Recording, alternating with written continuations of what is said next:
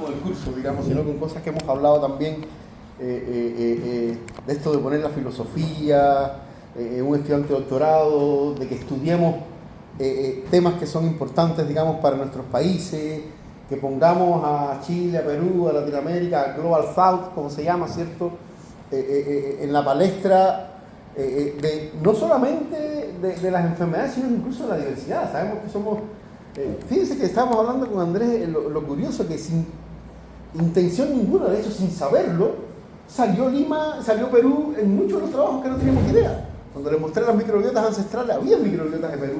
Cuando Andrés me mostró ciertos estos gráficos de diversidad, ¿cómo se llama el software ese? No me acuerdo, digamos, que cuantificaba cuánto esfuerzo de secuencia representa cuánto la diversidad. El sitio más diverso era la selva peruana, digamos. Entonces, ahí ustedes mismos se dan cuenta del potencial que tienen nuestros países, les hemos demostrado, ¿cierto? Como Antártica, bueno, Andrés no tuvo tiempo de mostrarle, pero créanme que tiene trabajos preciosos en el desierto, en salares, no alcanzó, lamentablemente no nos alcanzó, digamos, porque lo que queríamos era más bien darle las enseñanzas prácticas, digamos.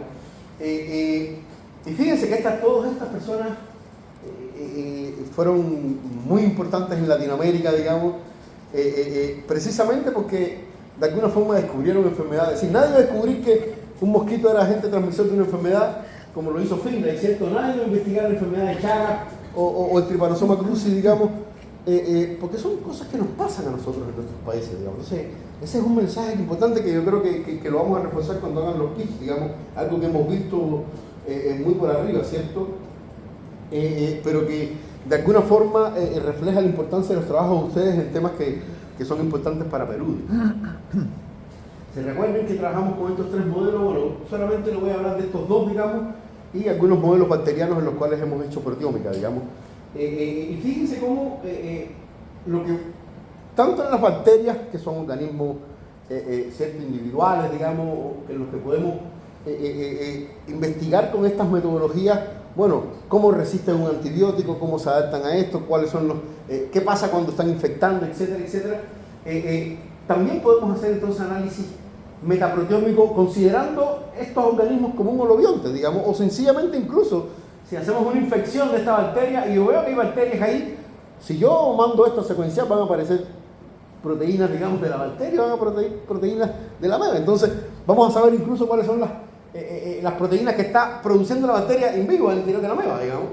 Eso lo podemos hacer con estas metodologías. Lo mismo lo vamos a ver con el pez, donde no solamente vamos a poder saber entonces las proteínas del pez, qué es lo que le pasa, se está inflamando, está haciendo un proceso de hipoxia, qué es lo que le está pasando al pez, qué es lo que pasa con las bacterias que inoculamos, ¿cierto? Si le ponemos una pseudomonas, cuáles son las bacterias que está produciendo la pseudomonas al interior del pez, digamos, pero también vamos a poder saber cuál es el impacto que tuvo en la microbiota, todo en un solo análisis. ¿Por qué? Porque consideramos como un holobionte, digamos, ese organismo, y claramente hoy día podemos, como así asignamos en metagenómica, los RITs, mira, esto es de este organismo, este es de otro, bueno, en metaproteómica también podemos hacer eso, ¿cierto? Asignar, bueno, esto es el pez, esto es pseudomonas y esto es microbiota. ¿Qué pasa? Algunos ejemplos de eso les vamos a poner. Voy a empezar con esta molécula muy rapidito, que es una de las moléculas que yo trabajé en mi tesis de doctorado, digamos. Gracias a esa molécula, digamos, hemos hecho muchos trabajos interesantes para que puedan entender un poco algunas de las cosas que hemos hecho. Esta es una molécula que de hecho, es una de las, yo diría que es uno de los biopolímeros más fomes, y claramente perdió mucho protagonismo, digamos, con el DNA, el RNA, digamos. Y es claro, es fome porque es solamente compuesto por fosfato y es lineal, digamos. Es decir, pudiera parecer que es fome, sin embargo, tiene importancia desde el origen de la vida hasta hoy, que no voy a poder tiempo, podemos hablar de un curso completo por el fosfato, digamos. Pero fíjense que el polifosfato tiene varias cosas importantes. Lo primero es que tiene el enlace fosfodiéster, ¿cierto? Que son las menos 24 kilocalorías por joule, que cuando rompemos el ATP hace que todas las cosas funcionen en la célula, digamos así. Esa energía, que cuando decimos que requerimos ATP para un proceso, no requerimos ATP, lo que requerimos es la ruptura de este enlace, digamos, que este enlace lo tienen los polifosfatos. Entonces, de hecho se cree que la primera molécula energética ancestral, digamos, cuando no existía molécula, es el polifosfato, ¿no? Ahí está. Por lo tanto, hay toda una... Lo otro es que es como un reservorio de fosfato, que también el fosfato es algo importante en la célula, ¿cierto? Entonces, esas dos funcionan como las clásicas, bueno, es reserva de energía y es reserva de fosfato. Y así estuvieron durante muchos años hasta que empezamos a descubrir, ¿cierto?, cuáles eran las enzimas relacionadas con el metabolismo del fosfato, y descubrimos que esta es una molécula regulatoria, es una molécula que es chaperona, y aquí pueden ver todas las funciones que tienen, digamos, es importante para la formación de biopelículas, para la virulencia, eso en bacterias. Pero el boom que existe hoy día en la importancia de este polímero en humanos, digamos, relacionado sobre todo con procesos de coagulación sanguínea e inflamación, es terrible, digamos. Es decir, ha sido un boom, digamos, incluso se sabe muy poco de estos eucariotas unicelulares. Y fíjense que una de las cosas que no se sabe muy bien es cómo se sintetiza este polímero en humanos, digamos. Y si sabemos muy bien cómo se sintetiza en bacterias, una enzima que con el ATP lo sintetiza, otra enzima que lo degrada, digamos, sin embargo en humanos, y muy pocos eucariotas sabemos cómo se sintetiza. Ahora, ¿por qué yo lo uso? Porque precisamente por estas cosas acá: biofilm formation, pathogen virulence, colonization, sobrevivencia en fase estacionaria. Son cosas, todos procesos, ¿cierto?, que cuando uno lo escucha, eso es virulencia, está relacionado con... Y fíjense que si uno hace un knockout de la enzima que sintetiza, la bacteria es capaz de vivir sin ningún problema, pero no forma biopelícula. Entonces, eso es lo que yo quiero cuando hablábamos, ¿cierto?, en la primera clase de estrategias antivirulencia, no matar, sino que afectarla en procesos que son esenciales. Entonces, es por eso que quería hacer esta introducción, digamos, y fíjense que las primeras cosas entonces que hice de proteómica fueron precisamente en mi primer trabajo como profesor, digamos, como en mi laboratorio lo fundé en 2010, digamos, y el primer trabajo lo publicamos ese mismo año, digamos, con Cristian Varela, digamos, que hizo su doctorado allá, hizo su doctorado en Inglaterra, digamos. No voy a entrar en detalle de las cosas que descubrimos, pero descubrimos muchas cosas que no sabían. De hecho, en ese momento, digamos, en Pseudomonas no se sabía nada de la formación de estas colonias, del alargamiento de las células, de cambios en el lipopolisacario.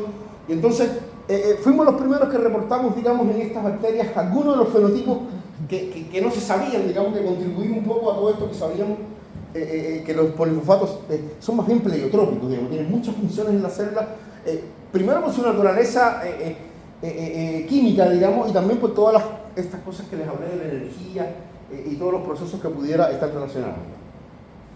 Y fue ahí donde, ¿cierto?, en este trabajo publicamos los primeros genes. Así.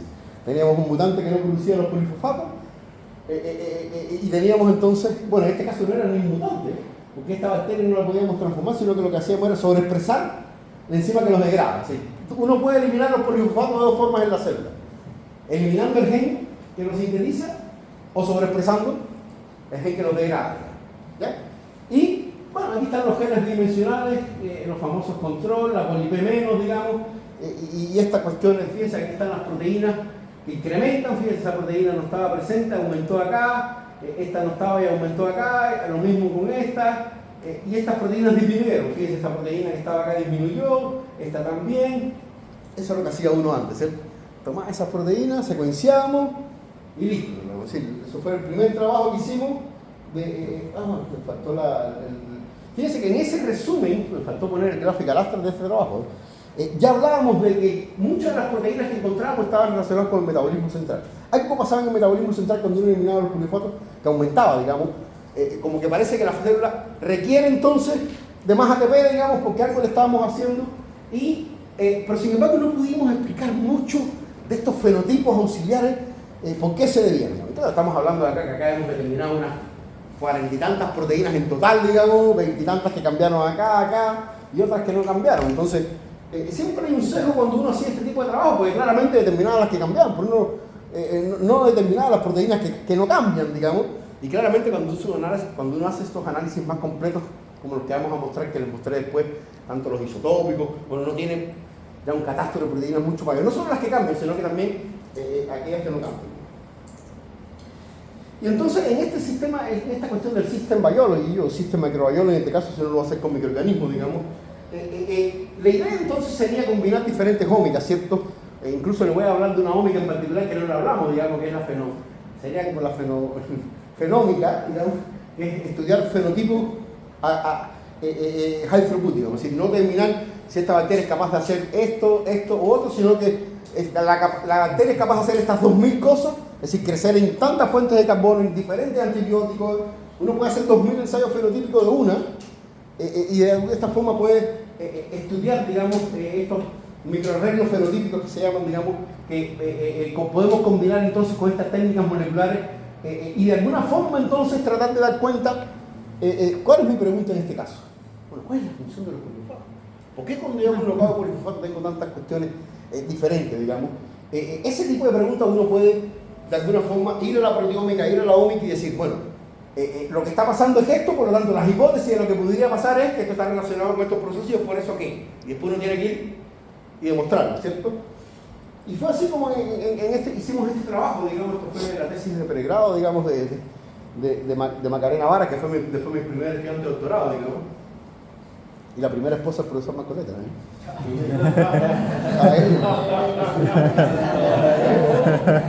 ¿Para qué decirlo? Fíjense que, bueno, ya tenemos fíjense que aquí, esto lo hicimos por marcaje isotópico.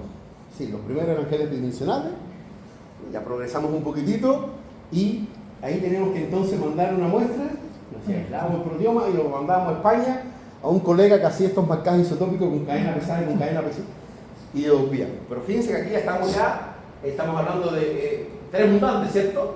Porque teníamos el mutante de la síntesis, teníamos el mutante de la degradación y teníamos el doble mutante de esta polipeptida. Porque esto es un gen que está en un operón. Volamos el operón completo. Y queríamos entonces estudiar qué es lo que pasa a la célula, el big picture, metabólicamente, qué le pasa a la célula. Y fíjense que una de las primeras cosas que vimos que había, a pesar de no importando que elimináramos el PPK, esto me nos llamó la atención muchísimo, digamos. Porque uno pensaría que, bueno, las cosas que encuentra uno debería encontrar lo opuesto cuando degrada, porque cuando... sin embargo, independiente, habían 4 genes que siempre, cuando los fuimos a ver, bueno, no nos puse acá los listeros, eran todos genes que tenían que ver con la síntesis del flagelo. Bueno, sabemos que no se mueven. Una hipótesis, bueno, no se mueven porque no sintetizan flagelos, digamos.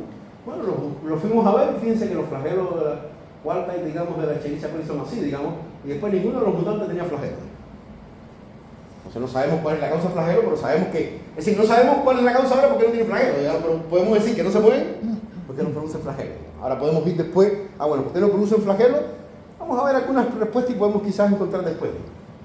Y fíjense, podemos hacer estos típicos análisis, estamos hablando acá de 2017, digamos, hace mucho tiempo atrás que hacíamos estos análisis, digamos, de los componentes, y en este momento, fíjense, nos decían cosas que tenían que ver con detección de virus, con cosas que tenían que ver con virulencia, digamos, y aspectos del metabolismo central que vamos a ver después que encontramos. Pero fíjense que una de las cosas que hicimos en este trabajo fue combinar transcriptómica con proteómica. Y claramente cuando uno hace el match, gen a gen, solamente teníamos un 25 o un 30% de proteínas que coincidían. Es decir, RNA que coincidían con los cambios que tenía el proteína. Claramente fueron, es decir, lo ideal, en este caso de este paper fue lejos de ser ideal, digamos. Es decir, lo ideal es la misma muestra, haberla mandado a hacer el RNA, bueno, eso no. Es decir, hicimos los experimentos, fueron 2 experimentos completamente diferentes, es decir, con las mismas mutantes, ¿cierto? Pero claramente quizás hubiéramos tenido mucho más coincidencia si hubiéramos hecho que la misma muestra se hubiese analizado por 2 metodologías. En esa época hice los microarreglos teníamos hecho en México, la proteómica la hicimos en España, así. Pero bueno, a pesar de todo eso, fíjense que pudimos hacer este tipo de gráficos donde ubicábamos tanto los cambios que ocurrieron a nivel transcriptómico como proteómico. Fíjense que acá creo que encima, si mal no recuerdo, en la cajita de arriba está la proteómica, en la cajita de abajo está la transcriptómica. Y si uno ve, hay algunos casos que solamente vimos cambios en uno. Sin embargo, sí, fíjense, en el TCA como muchos de los cambios los vimos en las dos.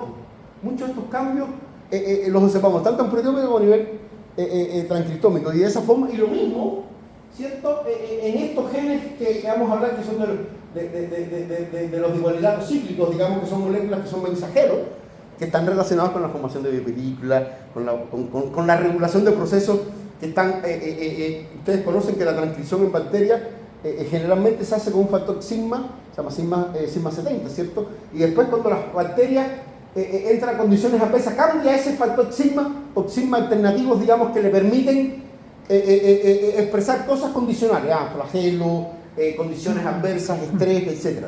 Bueno, eso es regulado por estas moléculas y de alguna forma una de las cosas que estábamos viendo es que algo malo estaba pasando en el metabolismo de esa molécula, que entonces podría dar cuenta de estos cambios que estábamos observando, digamos, fenotípicos en la célula. Pero una de las cosas que sí nos llamó la atención cuando hicimos estos análisis, digamos, globales, cuando íbamos, y esto es una de las gracias que podemos hacer cuando hacemos proteómica, transcriptómica, ¿cierto? Es que podemos hacer un zoom de la vía metabólica que queramos, ¿cierto? Y ver qué pasó con esos genes, digamos. Y fíjense que cuando hacemos eso, fíjense que el mutante PPK1 aumenta considerablemente todo el ciclo de Krebs, digamos, y mucho de la glicólisis, algo que habíamos observado en el primer paper, a pesar de que habíamos solamente podido secuenciar unas poquitas, digamos, pudimos encontrarlo. Pero fíjense que curioso lo que pasa en el mutante PPX. Justo lo contrario. Si estos genes que se aumentan acá, disminuyen entonces aquí en el mutante PPX. Y fíjense que cuando hicimos estos ensayos, bueno, no voy a entrar en mucho más detalle, pero incluso uno puede hacer análisis de quiénes serían los factores transcripcionales que estuvieran detrás de estos cambios, y estos análisis te dicen que algunos factores que son FNR, que son los que regulan la producción de esta proteína, y encontramos, digamos, que ese factor transcripcional está disminuido. Entonces, como que no solamente encontramos los efectos fenotípicos, sino que encontramos el causante de por qué esos efectos fenotípicos pudieran estar cambiando en estos mutantes, digamos.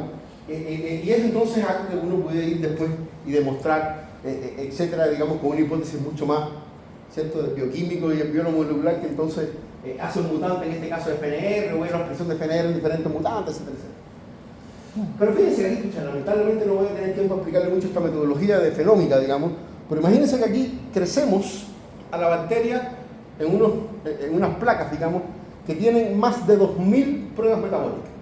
¿En qué consisten esas pruebas metabólicas? En crecer en fuente de carbono, cientos de fuentes de carbono, en cientos de fuentes de nitrogenada, en cientos de fuentes, cientos no, de cero, digamos, de fuentes de fosfato. Y tienen unas placas que son incluso para antibióticos. Fíjense que tienen fuentes de carbono, fuentes de fósforo y sensibilidad a antibióticos, incluso a otras moléculas, digamos, no solamente tiene antibióticos, tiene antifúngicos. ¿Cuál es la gracia de esto? Que uno hace el experimento, es decir, uno manda a hacer, bueno, en esa época, digamos, ya esto, lamentablemente no sé muy bien qué pasa con Biolog, que este equipo ya no ofrece ese servicio, solamente ofrecen el equipo, digamos. Y ofrecen las placas por parte, ya no ofrecen todo el servicio de los 2000 fenotipos, digamos, pero bueno, en fin, eso lo pudimos hacer hace muchos años también, digamos. Y fíjense, estamos hablando aquí, esto no son moléculas, aquí estamos hablando de que la bacteria fue capaz de crecer con, por ejemplo, alguno de estos compuestos intermediarios como única fuente de carbono, y aquí lo que uno ve en azul y en amarillo no es aumento de expresión de genes, es actividad metabólica. Entonces, este equipo puede medir cuál es la actividad metabólica de la bacteria. Ojo, la actividad metabólica incluso no es crecimiento, es actividad metabólica en el tiempo. Entonces, si crece bien, normal, si crece igual, con el antibiótico, por ejemplo, el control, estamos hablando de esto, aquí lo que compara es el control con los mutantes, ¿cierto? Bueno, sale, qué sé yo, sale como término medio, así como, si hay una sensibilidad, es decir, que la bacteria como que tiene una actividad metabólica menor, se pone amarillo, y cuando hay una actividad metabólica mayor, se pone azul. Fíjense cuando les ponemos las fuentes de carbono, que muchas de estas fuentes de carbono son los sustratos, digamos, los productos de acá. Fíjense el mutante PPK. Aumenta la actividad metabólica, que es lo que refleja de lo que está pasando a nivel molecular. ¿Qué es lo que pasa en el PPX? Disminuye, que es lo que está demostrando a nivel molecular. Entonces fíjense cómo podemos hacer en este caso un paralelo de la actividad metabólica con la actividad molecular que está ocurriendo en la célula. Esto también ocurrió a nivel de fósforo, digamos, y fíjense que curioso, independiente del mutante que tengamos, había como sensibilidad a antibióticos. Y eso es otra cosa importantísima, que podíamos añadir, que eso de hecho lo demostramos y publicamos otro trabajo con Pseudomonas, que en los mutantes de los polifosfatos no solamente afectan la capacidad de formar biopelícula, afectan la capacidad de producir factores B, sino que hace las bacterias más sensibles. Que eso es también, entonces, es como el non plus ultra, digamos. Incluso si logro inhibir la síntesis de polifosfatos, puedo usar los antibióticos que antes no podían, estoy haciendo las bacterias sensibles. Entonces, este trabajo de alguna forma nos permitió, digamos, no solamente combinar diferentes ómicas, transcriptómica, proteómica, y en este caso estos mecarreros fenotípicos, digamos, para dilucidar un poquito más, entonces, qué es lo que está pasando con los mutantes polifosfatos en esta bacteria. Y fíjense que habíamos visto que esto es muy rapidito, digamos, esto, de hecho lo publicamos, La idea después es tratar de hacer análisis informáticos y modelamientos matemáticos como para predecir esto, digamos.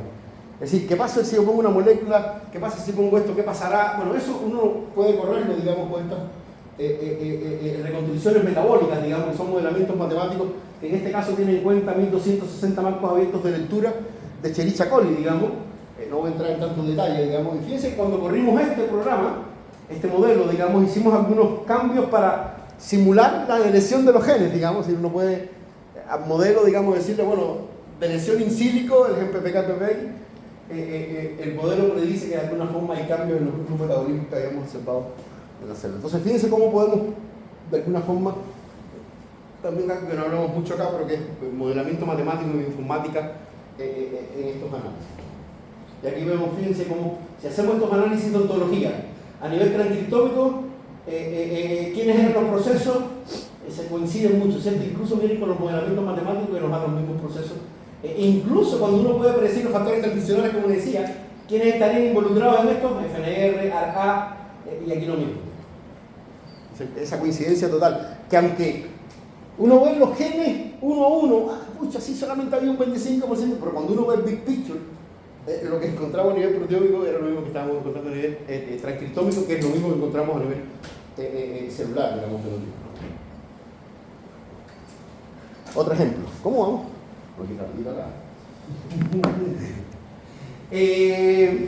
Otra bacteria que estudiamos, voy a empezar con las bacterias, después vamos a ir para los holobiontes y para los metatranscriptómicos. Fíjense que este es un patógeno que se llama Pizzirichia salmoni, que también es medio en Chile, digamos. Bueno, de hecho se descubrió en Chile, y el 95% de los trabajos de Pizzirichia salmoni son en Chile, y el resto del 5%, 10% son de Noruega, que es el segundo producto mundial de salmón. ¿Por qué? Porque no tienen ese problema, digamos. No tienen piscilicensiosis, no tienen esa enfermedad, o tienen muy poco, digamos, y nosotros estamos llenos, digamos. Al parecer por el uso de antibióticos, por todo es algo que también se está estudiando, digamos. Y algunas formas, esta bacteria siempre fue bien jodida de como que tener un setup experimental para hacer infecciones, hasta que descubrieron, digamos, una línea de macrófagos de salmón, ¿cierto? Que se llama SHK, que uno puede de alguna forma hacer una infección. Y durante un tiempo entonces hicimos estas infecciones y logramos demostrar diferentes etapas, digamos, una etapa de vaporización, una etapa de propagación. Entonces lo que hicimos, la pregunta aquí sería, ¿cuáles son las armas que están? Porque una de las cosas que no se sabe de esta bacteria, ¿cuáles son los factores de virulencia que están causando infecciones en el salmón? Digamos, si sabe algunos determinantes que se habían descubierto, digamos, sí, que tienen un sistema de secreción tipo 6, que aparece esto, pero muchos de los factores de virulencia no se han descrito, digamos, se han demostrado que están ocurriendo en un proceso de infección. Y entonces lo que hicimos fue un muestreo, digamos, como dijo Andrés, esto es muy importante, digamos, cuando vayan a hacer los diseños, que tengan bien el N, que tengan bien todas las réplicas, digamos, para poder hacerlo. Entonces, ¿cuál es la idea acá? Una célula control, sin infección, control negativo, ¿cierto? Este es como un control bien particular porque queremos tener las células planctónicas. ¿Qué es lo que pasa a la Pixi cuando crecen los mares en el medio de cultivo, digamos? ¿Y qué es lo que le pasa a la Pixi entonces cuando está en vaporización y cuando está en propagación? Bueno, ahora que estoy pensando, esto lo debía haber puesto en metatranscriptómica. Porque realmente, claro, aquí la gracia es que podemos hacer, como les digo, los análisis de cuáles son las proteínas de Pizzirichia salmoni que se están expresando y cuáles son las proteínas, en este caso del salmón, porque la línea de macrófago es el salmón, digamos. Por lo tanto, ¿cuál es la respuesta del macrófago, digamos, ante la presencia, digamos, de la bacteria? En este caso solamente la infección, y claramente la bacteria que está baxélica, digamos, no hay salmón. Entonces, fíjense que aquí lo que hicimos entonces fue comparar control, vaporización y propagación. Y claramente uno ve que hay proteínas comunes, otras que son particulares de cada proceso, entonces uno puede ir a ver marcadores moleculares de procesos que están ocurriendo en uno, en otro. No voy a entrar en detalle, digamos, de todos los resultados, pero fíjense que esto nos permitió de alguna forma hacer un modelo en el cual estamos descubriendo, de hecho una de las cosas más interesantes que encontramos es esta proteína que no se sabía, digamos, que tiene que ver con la infección, o tiene que ver con la infección en salmonela, que se llama PIP-B2, que afecta la estructura actina, digamos. No solamente las encontramos en todas las fases, digamos, sino que muy interesantemente, algunos de esos ortólogos PIP-B2, sobre todo este creo, están codificados en los plásmidos que tiene la Pizzirichia salmoni. Y claramente una de las cosas que hace durante el proceso de vaporización es claramente modificar, ¿cierto?, la actina para poder que estas vacuolas crezcan, digamos, porque esta bacteria es un patógeno intracelular que lo que hace es tratar de sobrevivir al interior, ¿cierto?, de las vacuolas, digamos, para poder causar las infecciones. Entonces, fíjense cómo y además fíjense que no les dije nada, si aquí puedo ver las armas que tiene la bacteria, ¿cierto?, para causar daño en diferentes procesos. Hay algunos procesos que estaba la fimbria, otros estaba el pili, parece que al final la propagación es más importante el pili que la fimbria. Todos esos aspectos que uno puede estudiar después, digamos, sino que también lo que estaba pasando a nivel de los macrófagos. Fíjense que acá se incrementa, digamos, interleuquina 12, bajan los interferones, eso no ocurre en los primeros procesos. Entonces, con un solo experimento, digamos, mandando en este caso a las células, podemos saber qué es lo que pasa en la bacteria patógena, con factores de violencia que están expresando en ese momento, digamos. Esto no es que yo crecí, no, in vivo, digamos. Es decir, estaban adentro de los ciertos de las líneas celulares de esta bacteria, y podemos entonces hacer este tipo de mapas, digamos, en los que podemos, qué es lo que pasa en el hospedero y qué es lo que pasa entonces en la bacteria. ¿Cómo hacían? ¿Separaban las proteínas del macrófago? Yo simbro. Yo tengo una secuencia que, como mismo mostré el profesor, esa secuencia tú la puedes asignar en genómica y en proteómica al organismo que corresponde, digamos, con un false discovery rate, con una estadística que te diga que es ese. Aquí lo único que uno tiene que hacer es eso, digamos, decirle, güey, analiza, dime cuáles son los péptidos que son de Salmonella y cuáles son los péptidos que son de Salmonella. Ustedes como muestra entonces mandaban el macrófago infectado. El macrófago infectado. Mira, voy a ponerle entonces metaproteómica. Klebsiella. Bueno, esta es una de nuestras favoritas, digamos. No solo porque es la comida, digamos, del Dicti, digamos, entonces siempre nos ha interesado esto. ¿Cómo el Dicti es capaz de distinguir, digamos, de una que es comida de otra que es hipervirulenta, que fue lo que le mostré, ¿cierto?, en la primera charla científica, digamos. Así que claramente algo de proteómica hemos hecho en Klebsiella, digamos. Esto fue un poco la tesis de doctorado Diego Rojas, digamos, que de alguna forma queríamos estudiar, fue los primeros trabajos que hicimos con bacterias hipervirulentas. Andrés tiene una colaboración muy activa, digamos, con investigadores en Singapur que tenían esta cepa hipervirulenta, que después que se hicieron un análisis de todos los genomas, digamos, de Klebsiella, llegaron a la conclusión de que si queremos estudiar el fenotipo de hipervirulencia, bueno, la cepa que hay que estudiar es la SGH10. Esa es una de las cosas que queremos comparar. ¿Qué pasa? Porque ya tenemos algunos estudios, digamos, con RIC 492, que es una virulenta, no hipervirulenta, y queremos ver si podíamos de alguna forma usar la MEVA y de alguna forma demostrar, digamos, que esto del metabolismo de los poliglutatos se haga un knockout de PPK1 que pasa, etcétera, etcétera, etcétera. Voy rapidito por acá, digamos, fíjense que le hacemos el knockout al PPK1, así se ve la pseudomonas, la Klebsiella, digamos, esta es la cápsula, digamos, que cuando la vemos en microscopía de barrido, parecen como si fueran unos pelos así parados, digamos, no es que sean pelos así, eso es homogéneo, digamos, pero como se seca, como que quedan peludos, así.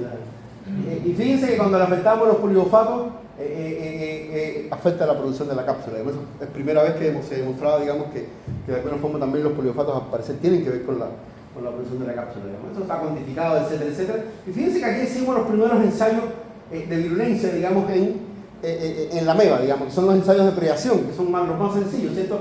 Que aquí lo que hacemos es, tenemos una placa donde ponemos a crecer la bacteria, hacemos un césped, y le ponemos diferentes células, desde 5, 50, 500, 5000 a 50.000 células de la MEVA, digamos. Claramente, mientras más células MEVA uno ponga, más rápido se la come la bacteria, digamos. Entonces, fíjense que si le ponemos la cepa de comida, digamos, fíjense que el día 3 ya está completamente, incluso de la menor cantidad, digamos, el 5 ya está ya crece, etcétera, etcétera.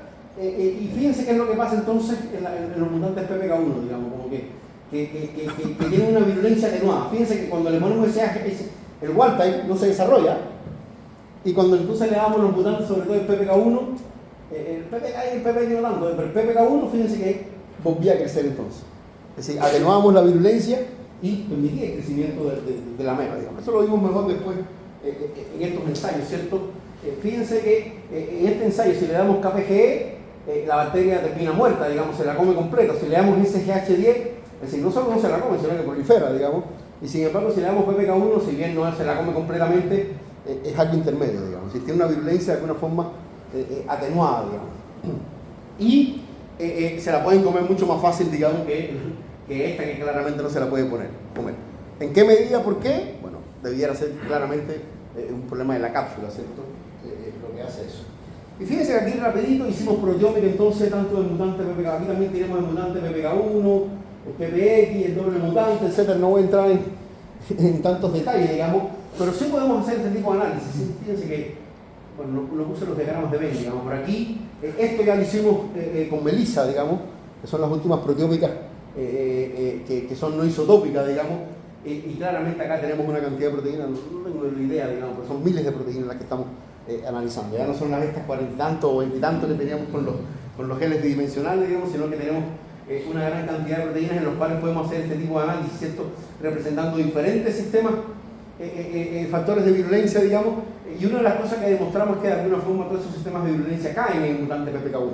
Fíjense cómo uno puede hacer un set score, digamos, de todos los factores de virulencia y cómo estos están disminuidos de alguna forma, entre ellos la producción de toxinas, de sideróforos, etcétera. Entonces, aquí podemos no solamente demostrar que hay una virulencia atenuada, sino que podemos ir a buscar en la proteómica, digamos, cuáles serían las causas, así como hicimos con Escherichia coli, que están dando cuenta, digamos, de estos cambios.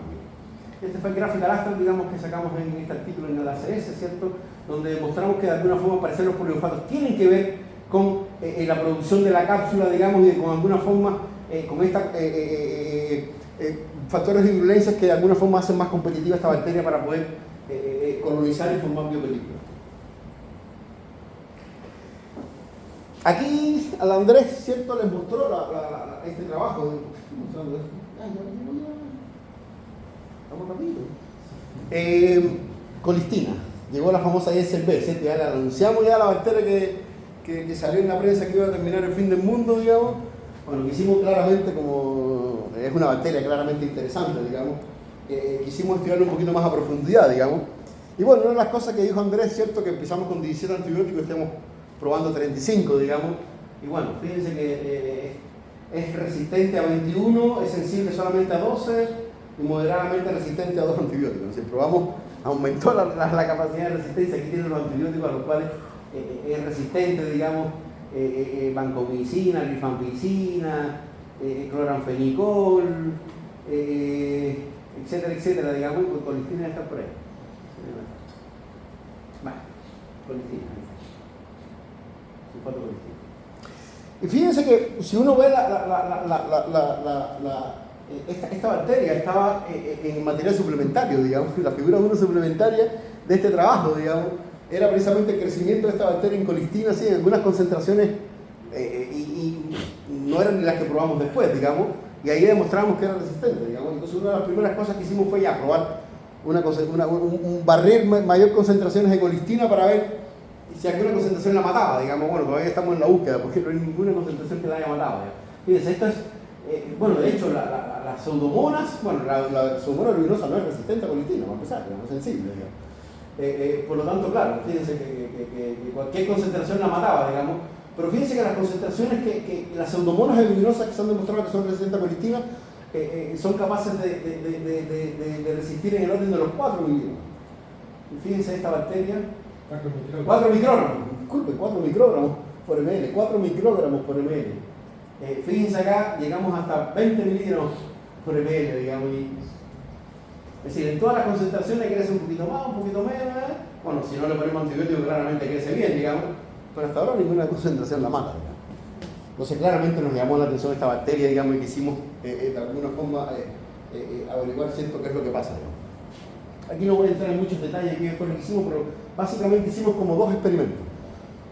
Uno de un shift, que se llama así, es como un shock a colistina, es decir, la bacteria viene creciendo de lo más bien, fase tal, y de repente le ponemos colistina. Y esperamos unas 5 horas o unas 3 horas y sacamos las células. Las analizamos con proteínas. Y lo otro son cultivos que son un poquito más prolongados y tienen colistinas al inicio. Eso le llamamos los cultivos adaptados. Tiene esta línea por colistinas al inicio y al final lo que hacemos es analizamos la misma cantidad de células, digamos, que tuvieron un shock a aquellas que tuvieron un cultivo adaptado. Si tuvieron la colistina desde el inicio. ¿Habrá alguna diferencia? Bueno, fíjense los niveles, incluso aquí podemos ver, digamos, la cantidad de proteínas que podemos analizar entonces con estas metodologías. Bueno, esto es algo que no hemos publicado todavía, digamos, tenemos una cantidad de discusión, aquí le voy a poner un resumen muy abreviado, pero hemos descubierto, bueno, primero, como decía Andrés, todo lo canónico que pasa cuando uno pone colistina o cualquier polimixina, cualquier péptido catiónico, pasa en esta bacteria. Sierra, porinas, y todas las proteínas, bueno, aquí no tengo porinas incluso, bueno, sí, aquí están las porinas, todas las porinas disminuyen, porque lo que hace es la membrana externa tratar de que no entren cosas, incluso hemos descubierto algunas lipoproteínas nuevas que deberían estar decorando, entonces lo que está haciendo es, membrana externa, la estoy cambiando. Le estoy quitando las porinas y le estoy poniendo lipoproteína. Este ya no entra, bloqueo. Lo clásico que pasa con la resistencia a colistina ocurre en el lipopolisacario. El lipopolisacario, de hecho, es el blanco, el target, y claramente fuimos a ver, digamos, genes relacionados con el lipopolisacario. Y no solo tenemos modificaciones que son algunas de las reportadas que dan resistencia a polimixinas y colistina, sino que incluso, bueno, aquí no lo tenemos ilustrado todavía, pero estamos todavía analizándolo, digamos. Mandamos los lipopolisacarios a hacer espectrometría de masa, digamos, y hemos descubierto una nueva modificación que al parecer ocurre en el LPS que hace que sean resistentes a colistina, que es una hidroxilación. Hemos visto consistentemente, digamos, que la hidroxilación, incluso la polihidroxilación, digamos, pudiera ser un nuevo mecanismo que daría resistencia a colistina. Estamos tratando de, es decir, vamos a demostrar que ese cambio ocurrió, digamos, va a ser difícil demostrar que un mutante que no haga ese cambio los haga más sensibles. Eso sería como lo ideal para poder demostrar realmente que, pero básicamente, digamos, estamos descubriendo muchas cosas en cuanto a la modificación del lípido A, en cuanto a la producción incluso del lipopolisacario. Parece que cambia la producción del lipopolisacario entre estas fases de shock, digamos, y las fases altas, digamos. Al parecer, con shock disminuye la producción del lipopolisacario porque estás disminuyendo el target, digamos, y después ya aumenta, digamos, porque ya hay un LPS que está modificado.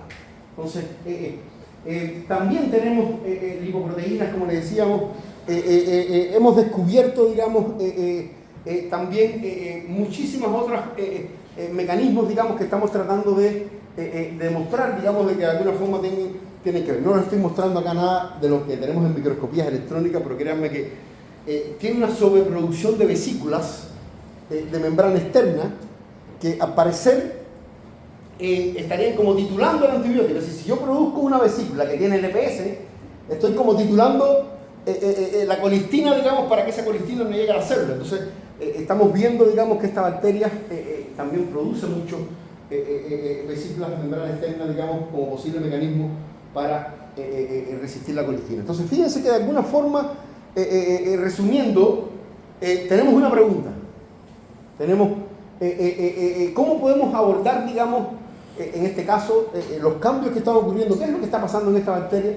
Bueno, podemos usar entonces estas metodologías para, como digo, aquí no estamos demostrando, estamos generando hipótesis en las cuales después debemos demostrar, bueno, esta hidroxilación está responsable realmente de la colistina, pero el punto que acá lo que queremos, y es lo que decía Andrés, ¿cierto?, en su charla anterior, podemos adelantarnos, ¿cierto? Y capaz que no hay ningún aislado clínico hoy día que tenga hidroxilaciones que hagan que esta bacteria sea resistente. Pero si de repente llega un proceso, ya vamos a haber estudiado de que estos cambios pudieran producir entonces esta resistencia, y podemos incluso actuar de acorde para tratar de buscar entonces medicamentos, ¿cierto?, o moléculas que de alguna forma eviten que esto ocurra, digamos, y aparezcan esta resistencia. Entonces, aunque estos microorganismos sean de la Antártica, podemos estudiar en ellos mecanismos que todavía no están ocurriendo en bacterias clínicas o que todavía no hemos descubierto, ¿cierto?, en bacterias clínicas, y eso es un poco la importancia de por qué, porque muchas veces, bueno, ¿por qué trabajan en esa bacteria? Esa bacteria nunca ha causado infección. ¿Quién sabe? Digamos, capaz que no, pero los mecanismos que estamos descubriendo para que estas bacterias sean resistentes, eso es universal, ¿no? Estos son los últimos trabajos que les voy a mostrar de microorganismos. ¿Cómo estamos de tiempo? Más o menos. Más o menos. ¿A qué hora termina? ¿A las 12? O sea, ya inicialmente antes. ¿A las 11:45? Claro, y yo 10 minutitos más. Trata de resumir en 10 minutitos para que no lo pasemos. Bueno, una de las cosas que hemos descubierto de la nueva que no les alcancé a hablar, digamos,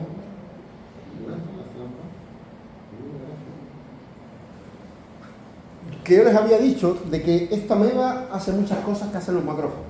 No solo fagocita bacterias, sino que también produce estas trampas. Fíjate, esta imagen de los macrófagos produciendo trampas extracelulares de DNA. Son trampas de DNA que atrapan a las bacterias y que de alguna forma esas trampas de DNA no solamente vienen con DNA, sino que también vienen con proteínas, digamos, que de alguna forma pueden afectar a la bacteria. Digamos. Es un mecanismo que se ha descubierto, esto hace 15 años se descubrió, digamos, y ha sido un boom, digamos, porque estos procesos inflamatorios se llaman netosis. Entonces, la muerte celular programada mediada por DNA se llama netosis, digamos. Entonces, este proceso, por ejemplo, se ha descubierto que cuando ocurre procesos inflamatorios exacerbados, como los que tuvimos el COVID-19, estos macrófagos no solamente producen interleuquina, sino que producen trampas extracelulares de DNA. Entonces, de alguna forma, el boom de las trampas extracelulares en enfermedades inflamatorias hoy día es una cosa terrible. Y hace muy pocos años, digamos, se descubrió que la ameba, durante este proceso cierto de desarrollo, hay unas células que son muy importantes, que son las células GESE, son estas células que están acá, las células centinela, ¿ven? Que son las células en definitiva que después van a llevar bacterias para que forman parte del cuerpo fructífero, ¿sí? las que van a estar acá, digamos. Y fíjense que esas bacterias lo que hacen es comerse las bacterias para que no lleguen al cuerpo fructífero, digamos, para que el cuerpo fructífero quede como solamente con esporas, digamos. Y esas células, bueno, por supuesto, como les digo, esto es un organismo pluricelular, digamos. Es decir, las células que son centinelas solo hacen eso. Las células que forman parte hacen otras funciones, digamos.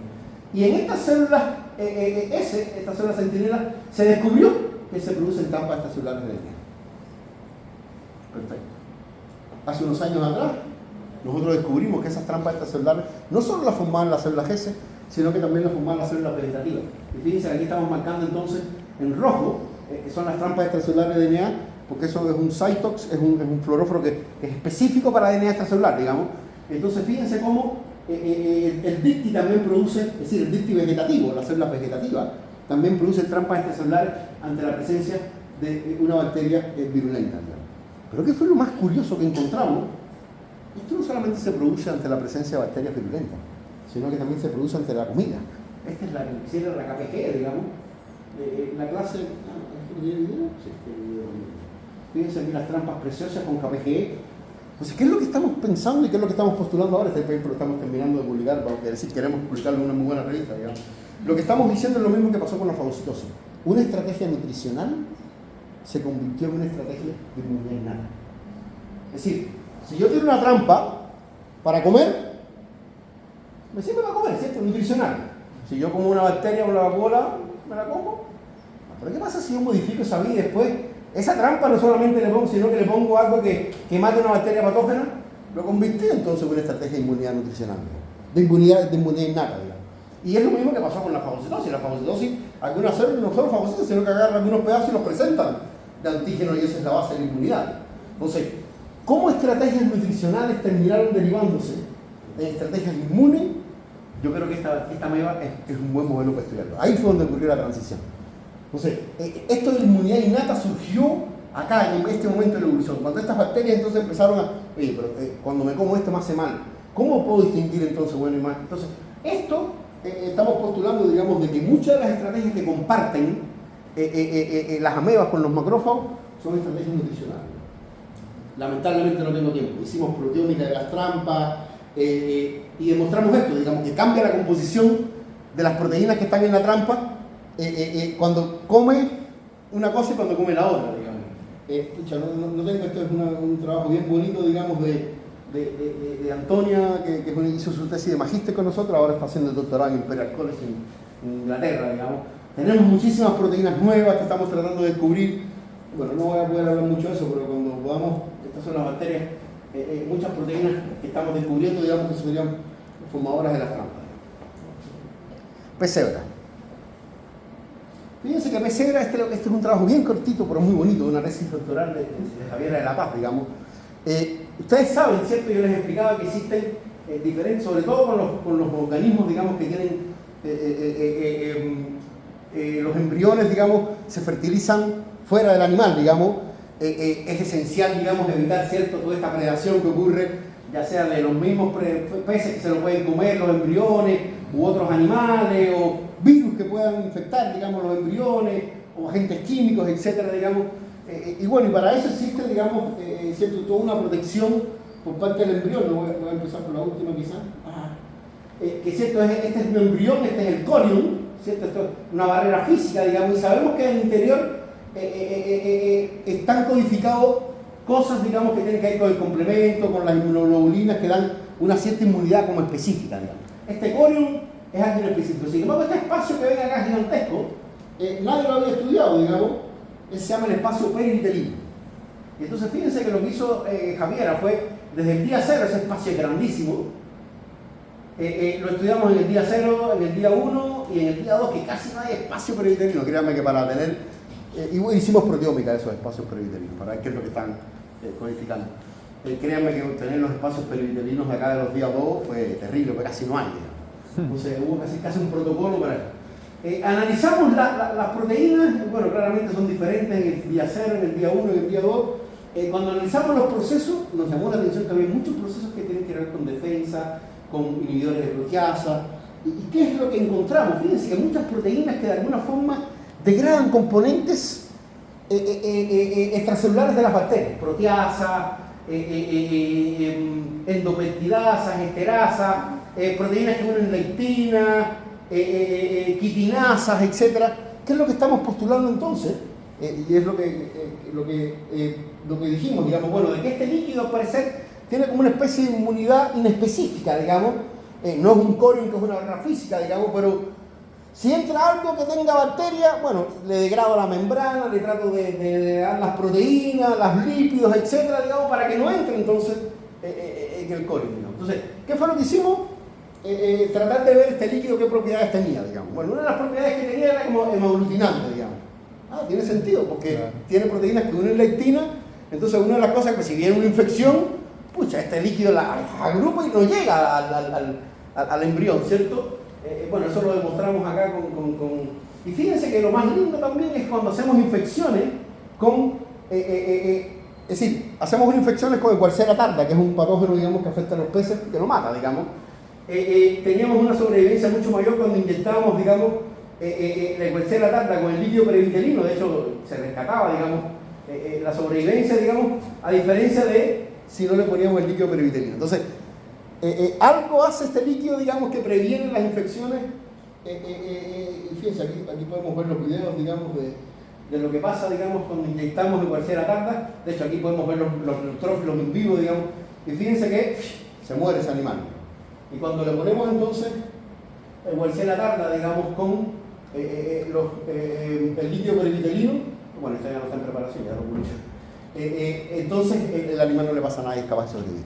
Entonces, fíjense cómo con una técnica de proteómica en este caso, ¿no? La pregunta era diferente: ¿cuál es la composición de este líquido? ¿Este líquido tendrá alguna propiedad? ¿Qué propiedades tiene? Lo podemos hacer entonces gracias a que pudimos hacer estos trabajos de proteómica. ¿Qué es lo que estamos postulando entonces? Que hay como una especie de defensa extraembrionaria, digamos, que sabemos que está este corium, que es la barrera física, sabemos que esta, que es específica, pues tiene complementos de inmunoglobulina, pero tenemos esta otra que son lectinas, que aglutinan, quitinasas, peptidasas, que de alguna forma tratan de entonces afectar a los posibles microorganismos que pueden hacer una infección y los protege entonces al embrión como un mecanismo de defensa. Y esta es la última parte del trabajo entonces que le quiero mostrar de metaproteómica. Lo voy a mostrar solamente los especies, digamos, no lo voy a mostrar, pero bueno, clásicamente hacemos lo mismo que con genómica, ¿cierto? Tenemos una muestra compleja, acá se ha hecho un sequencing, bueno, esto podemos hacer lo mismo, pero si les traemos las proteínas. Hacemos las proteínas, analizamos y podemos entonces identificar y normalizar. Lo mismo que hacemos con genómico, hoy día lo podemos hacer a nivel proteómico. Y de verdad, no los genomas que no. Ya no hace separación de gen, ¿no? Directamente. No, yo literalmente mando el pez, ¿ya? Yo le mando a la gente me dice el pez y listo. Y como les decía, ¿cuál es la gracia de esto? Fíjense, en este caso vamos a ver una larva normal, una larva infectada. Estas son las fotos que le había puesto, la teníamos como ilustración para que vean cómo ocurre una infección in vivo, ¿no? ¿Y qué es lo que podemos hacer? Bueno, con estos perfiles globales proteómicos, ¿qué es lo que yo les voy a decir? Que podemos tener entonces las proteínas del patógeno, podemos tener las proteínas del hospedero y podemos tener las proteínas. Se va a poner solo un ejemplo cortito, rápido. Esto fue un trabajo que hicimos con Francisco Díaz, digamos, un estudiante de hizo el pregrado con nosotros, digamos, y después se fue a hacer el doctorado más plan. Rápido, cuando hicimos estas infecciones con el pez, fíjense la cantidad de proteínas que tenemos acá, digamos. Aquí tenemos miles de proteínas. Podemos analizar las proteínas de la ameba, estas son infecciones con pseudomonas aeruginosas, ¿ya? Y teníamos dos tipos de infecciones, una infección por inmersión y otra infección por inyección. Sabíamos que en ambos casos morían las células, pero no sabíamos si la causa de la muerte era la misma. Y de las larvas. De las larvas, digamos, de las larvas especiales. Y cuando publicamos este trabajo, fíjense que podemos detectar proteínas del pez, de las pseudomonas aeruginosas. Incluso, de hecho, estos son factores transcripcionales, que se encuentran en muy baja cantidad generalmente cuando usa análisis proteómico, digamos. Y fíjense que podemos no solamente identificarlos, sino que podemos saber la diferencia de los marcadores que son más importantes durante el proceso cuando inyectamos que cuando hacemos los procesos de inversión. Y cuando analizamos los peces, digamos, estas son las proteínas de pseudomonas, cuando analizamos las proteínas de los peces, veíamos procesos diferentes, ¿cierto? En uno y en otro. De hecho, acá estábamos viendo más procesos relacionados precisamente con procesos inflamatorios, ¿cierto? Sin embargo, aquí estábamos viendo más procesos relacionados con hipoxia, digamos. Entonces, estaban muriendo, pero estaban muriendo de forma diferente. En un caso, cuando intentábamos, estaba habiendo un proceso de infección inflamatorio clásico, y cuando estábamos poniendo la inversión, si bien las mataba, al parecer como que las mataba por falta de oxígeno, ¿ya? Eso fue lo publicamos hace mucho tiempo, pero más como publicando la posibilidad, ¿cierto?, de poder en un solo análisis ver lo que pasa con las proteínas y lo que pasa con el pez. Sin embargo, como les decía, cuando hacemos estos análisis, pues aquí no tengo los porcentajes, hay como un 17% de proteínas que no son de pesebra, digamos, son de origen microbiano. Y entonces uno puede hacer estos análisis y, bueno, ya, bórrame todos los péptidos que son de pesebra y analízame entonces, como mismo hicimos en clase, hazme análisis taxonómico y hazme análisis funcionales de todas las proteínas que están en la microbiota, digamos. Y eso fue lo que hicimos rapidito acá. Mira, podemos hacer análisis taxonómico y análisis funcionales, ¿cierto?, de cuáles son los mecanismos, digamos, las vías metabólicas que estarían incrementadas en uno y en otro. Y fíjense, muy por arribita, estas son las larvas normales, son es decir, la taxonomía, digamos, la cantidad de microorganismos que hay en el pez son muchos, digamos. Pero fíjense qué pasa cuando inyecto. ¿Quién cree que es esta proteína? ¿Quién cree que es este microorganismo? Esta gama protobacteria que está aquí en azul que se incrementó mucho. ¿Quién cree que sea? Pseudomonas, el patógeno que inyecté. Desplazo claramente como que estoy inyectando un patógeno cuando analizo la cantidad de péptidos que hay mayores son ese patógeno. Y bueno, hoy vemos los cambios en la microbiota. ¿Y qué pasa cuando infecto las larvas por inmersión? Casi no cambia la microbiota.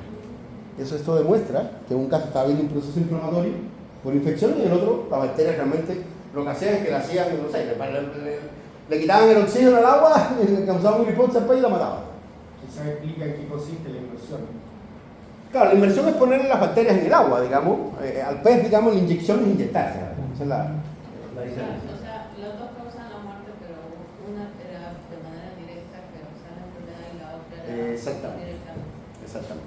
Y eso de alguna forma lo demostramos tanto a nivel de los animales, digamos, cuando lo analizamos, como de lo que estaría, de los cambios que estarían en la microbiota, porque aquí estamos viendo claramente un proceso infectivo, digamos, que está desplazando a los microorganismos por esta infección, y aquí no está ocurriendo ese mismo proceso. ¿No han hecho inmersión, han hecho corte en la aleta caudal? ¿O solamente en el No, en este caso pero sí, cortes de aleta caudal hemos hecho, pero con otros trabajos que de hecho tienen que ver con la microbiota de pez cebra, digamos. De hecho hemos demostrado que la regeneración de la aleta caudal, la microbiota de la piel es esencial, digamos. Tenemos peces notobióticos, digamos, axénicos, que no tienen microbiota, no son capaces de regenerar la cola cuando se las cortamos, pero en este caso no hicimos eso. Y bueno, como les digo, no solamente podemos hacer los análisis taxonómicos, digamos, podemos saber qué es lo que pasa, la diferencia, digamos, entre los dos procesos, qué es lo que estaría pasando, ¿cierto?, con la microbiota, en este caso, ¿cierto? Y ya de esto no voy a hablar entonces, porque esto es lo mismo, digamos, que habíamos hecho con la ameba, con los macrófagos, ¿cierto? Con Salmonella diffimurium, ¿cierto? Hicimos infecciones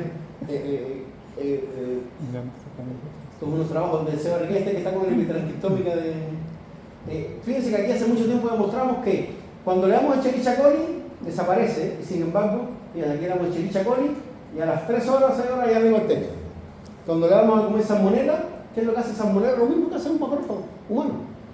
No solamente es capaz de sobrevivir en el interior, sino que incluso al parecer se replica en el interior del macrófago, de la ameba en este caso. Y bueno, eso lo pudimos estudiar en mucho más detalle, ¿cierto? Con todas estas cuestiones de estos análisis que hicimos, y pudimos hacer entonces proteómica donde también determinamos, ¿cierto?, cuáles son las bacterias de salmonela y cuáles son, no tengo las proteínas en este caso, disculpen, y cuáles son las proteínas, digamos, en este caso de Clostridium discoideum, que estaban cambiando, digamos. De hecho, aquí ratificamos incluso que uno de los cambios que ocurre de las proteínas que encontramos son lo que ocurre, digamos, en los cambios en la identidad de la membrana, que hace que esta bacteria, lo que hace es cambiar la identidad para confundir, digamos, para que no se forme el lisosoma y no se degrade, y de esa forma lo que hace, fíjense, que no solamente le cambia las identidades de estos fosfatilinos usuales, que encontramos las proteínas responsables en los cambios proteómicos, digamos, sino que incluso se llena de parches de retículo, y con eso entonces disfraza, digamos, la capacidad, digamos, de poder sobrevivir al interior de estas células. Así que esos son los ejemplos que quería mostrarles. Vean entonces cómo les mostré cosas bien diferentes, digamos, preguntas que iban desde resistencia a antibióticos en bacterias antárticas, infecciones en zebrafish y en amebas, digamos, estudios básicos de polifosfatos en Chile. ¿Cómo podemos con diferentes preguntas, con estas técnicas de proteómica de alguna forma, poder contestarlas, digamos, para, en este caso, generar hipótesis de qué es lo que estaría pasando con estos fenotipos para darle respuesta, ¿cierto?, a esas preguntas que tenemos? Así que eso.